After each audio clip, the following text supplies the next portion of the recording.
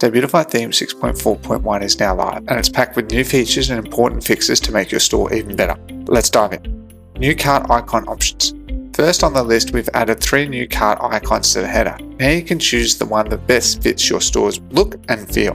If none of these cart icons match your style, you can upload your custom icon. This is perfect for those who want the extra touch of personalization. Let's take a quick look at how you can do it. Just go to the cart settings, select the new icon you like, or upload your custom one.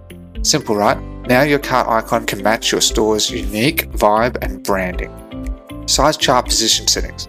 Next, we've got a new position setting for the size chart block in the product section. You can now place the size chart button right next to the size option, making it easier for your customers to find. Looks integration.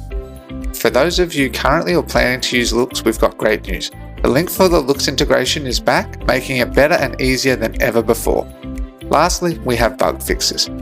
Now on to the important fixes. We've resolved an issue with the Klaviyo integration related to the loading of the Klaviyo script, ensuring your app now runs smoothly.